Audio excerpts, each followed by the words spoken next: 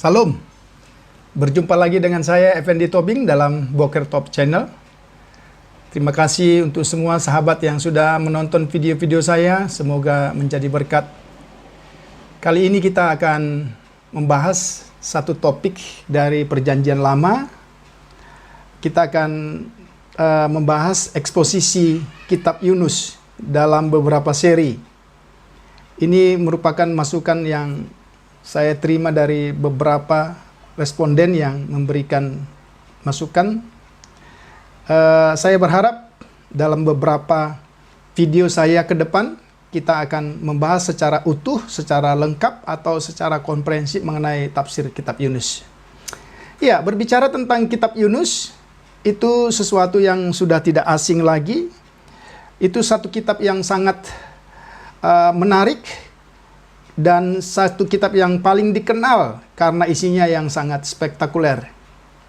Namun demikian saudara, meskipun kitab Yunus itu sangat menarik dan isinya yang spektakuler, kitab Yunus juga merupakan kitab yang paling banyak mendapat kritik karena isinya. Pertanyaan pertama yang harus kita jawab ialah, apa sesungguhnya yang kita pelajari ketika kita membaca kitab Yunus? Seseorang bisa berkata, membaca kitab Yunus itu berarti kita mempelajari mujizat yang luar biasa tentang seorang anak manusia di dalam perut ikan selama 3 hari. Atau bicara tentang kitab Yunus itu bicara tentang seorang nabi yang tidak taat. Atau bicara tentang kitab Yunus itu bicara tentang sebuah pohon yang tumbuh dalam satu malam dan mati dalam satu malam pula. Ada banyak yang bicara tentang isi dari kitab Yunus.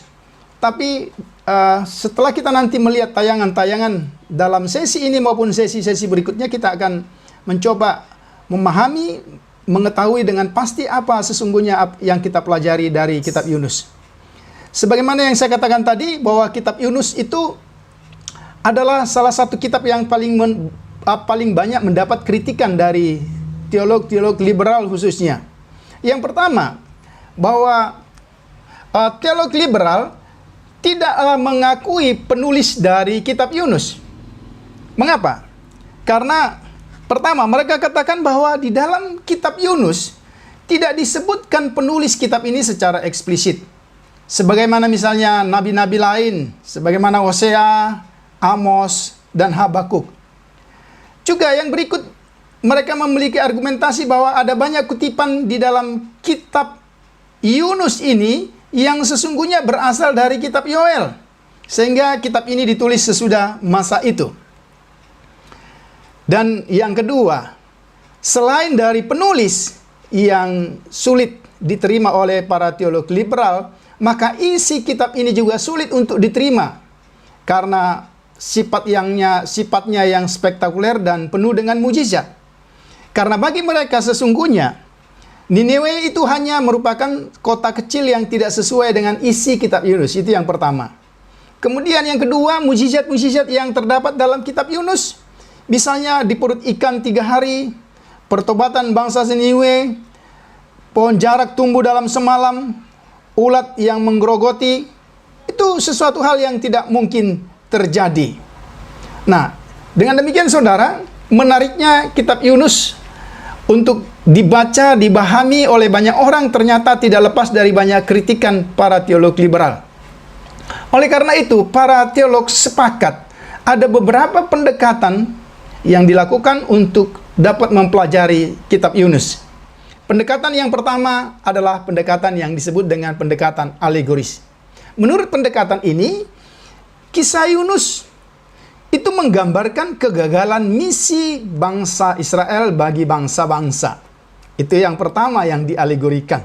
Yang kedua, merpati yang merupakan nama Yunus, itu lambang bagi Israel.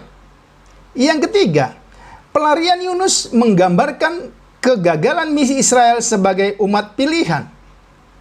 Yang keempat, ikan besar yang menelan Yunus itu adalah bangsa Israel yang akan menjajah bangsa Israel. Bangsa Babel yang akan menjajah bangsa Israel. Yang kelima, panggilan Yunus yang kedua itu merupakan masa pemulihan Israel. Yang berikutnya, Niniwe itu merupakan lambang pertobatan bangsa-bangsa di luar Israel. Jadi itulah pendekatan yang pertama yang bisa kita pelajari hari ini. Pendekatan yang disebut dengan pendekatan alegori. Pendekatan yang kedua adalah pendekatan yang disebut dengan perumpamaan, atau dalam bahasa Yunani disebut parabole, menaruh di samping. Artinya bahwa kisah Yunus ini sesungguhnya merupakan kisah yang diambil dari cerita-cerita sehari-hari, kemudian ditambahkan ke dalam Alkitab. Asumsi ini didasarkan kepada pendekatan bahwa kitab Yunus berisi pengajaran yang baik sebagaimana perumpamaan dalam Perjanjian Baru. Yunus bukanlah kisah yang sesungguhnya terjadi, sehingga ini hanya merupakan satu perumpamaan.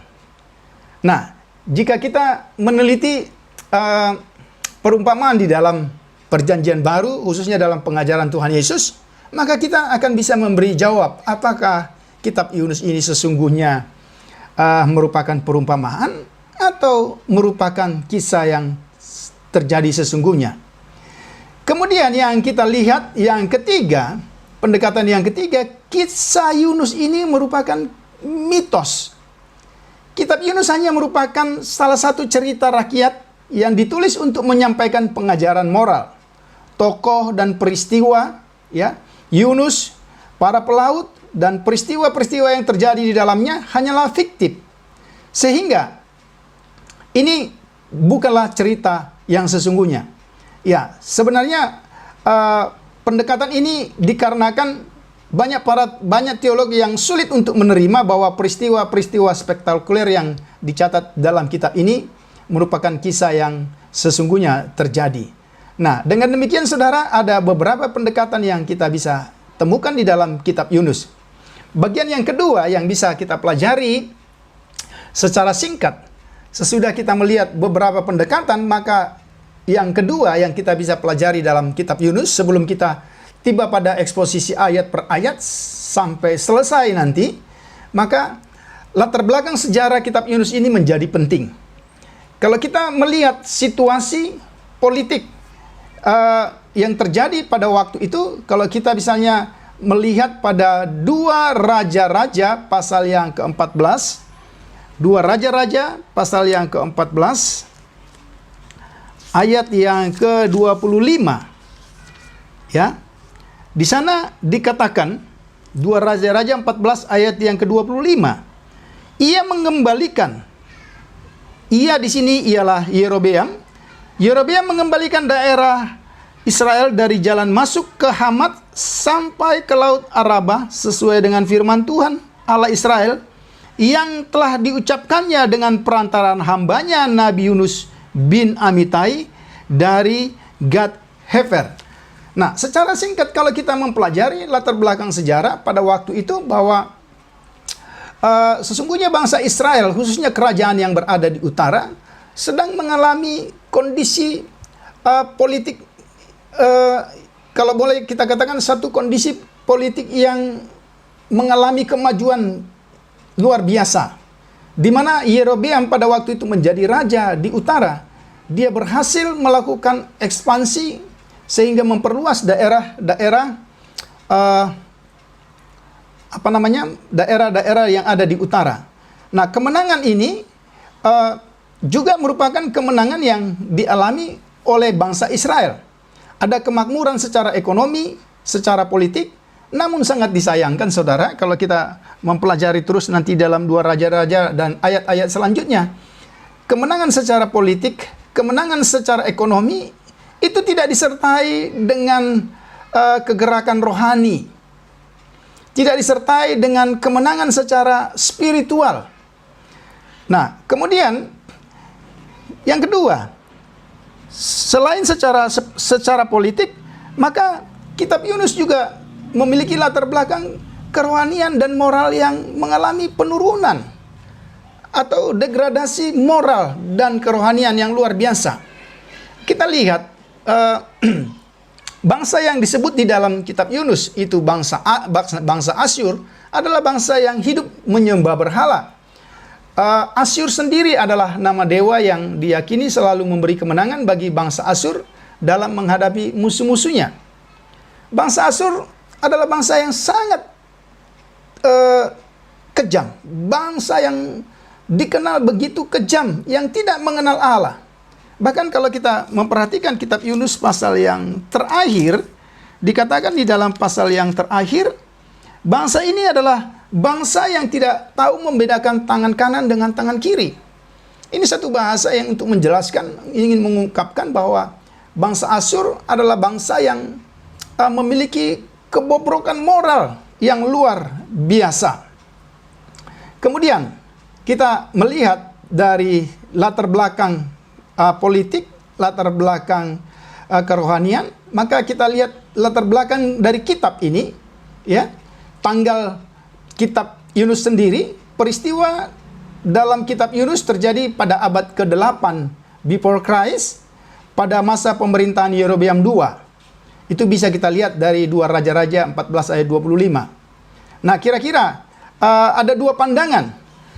Yang pertama, tahun 800 before Christ, alasannya ialah bahwa pemberitaan Yunus tentang Allah yang esa yang dapat diterima oleh raja dan rakyat Niniwe pada masa itu. Kemudian pandangan yang kedua, kira-kira tahun 760 before Christ.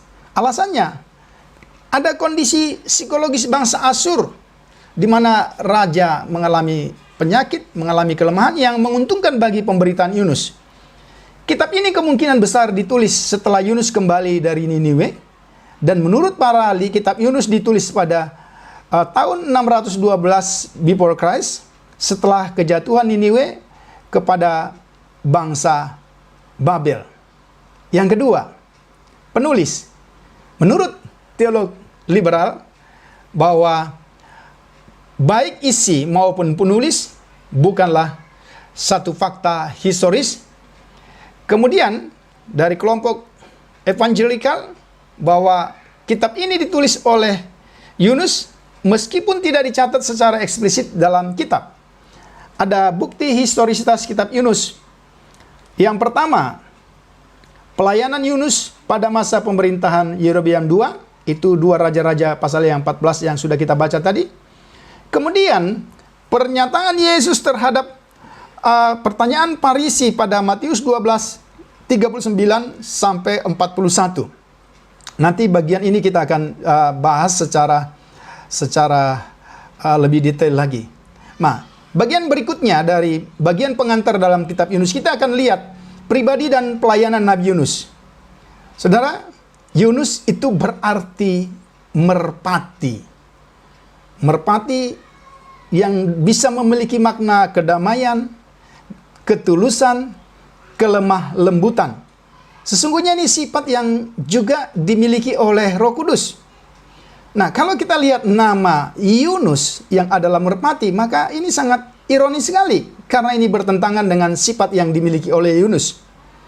Panggilan dan pengutusan Yunus ke Niniwe adalah tindakan Allah untuk menyelamatkan bangsa Niniwe, tetapi panggilan dan pengutusan ini ditolak oleh Yunus. Yunus merupakan misionaris dalam perjanjian lama. Ya. Nah, ini kita lihat. Kemudian bagian yang berikutnya, konteks kitab Yunus. Konteks jauh, kalau kita melihat perjanjian lama, maka sesungguhnya konteks jauh sebelum Yunus dipanggil Tuhan. Maka kita lihat ada nabi-nabi sebelumnya, bahkan ada para patriark sebelumnya. Misalnya, ya, panggilan Abraham untuk menjadi berkat bagi bangsa-bangsa, dan juga berita para nabi sebelum Yunus. Itu kita lihat konteks jauhnya. Kemudian kalau kita lihat juga misalnya dalam perjanjian baru, pemberitaan Tuhan Yesus dan para rasul, ya, sebagai utusan bagi bangsa-bangsa di luar Israel. Karena itu kita dapat memahami bahwa sesungguhnya kitab Yunus sudah memiliki konteks jauh, tetapi juga konteks dekat di dalam kitab ini. Konteks dekatnya misalnya, Yunus dan nabi-nabi lain. Ada Hosea, ada Amos, ada Yoel. Ini nabi abad ke-8 yang memiliki peranan penting dalam sejarah Israel. Kemudian, pemberitaan Yunus terhadap bangsa Niniwe juga menghasilkan respon positif sehingga bangsa itu bertobat. Berbeda halnya dengan peristiwa selanjutnya yang dijelaskan dalam kitab Nahum. Bangsa ini tidak bertobat sehingga mereka dihukum Tuhan. Nah, saudara, ini beberapa bagian pendahuluan dari kitab Yunus. Sebelum pada sesi-sesi berikutnya kita akan membahas ya kitab ini dari pasal pertama, ayat pertama sampai dengan pasal yang terakhir. Sehingga saya berharap melalui tayangan-tayangan atau sesi-sesi eksposisi kitab nabi-nabi khususnya kitab Yunus ini, saudara-saudara, teman-teman saya mahasiswa teologi, para hamba Tuhan, atau siapa saja yang ingin belajar perjanjian lama khususnya kitab nabi-nabi dapat mengikuti terus sesi-sesi ini. Jangan lupa saudara bisa subscribe, bisa like, bisa share sehingga video ini bisa bermanfaat. Sampai jumpa pada sesi yang berikutnya. Tuhan Yesus memberkati. Salam.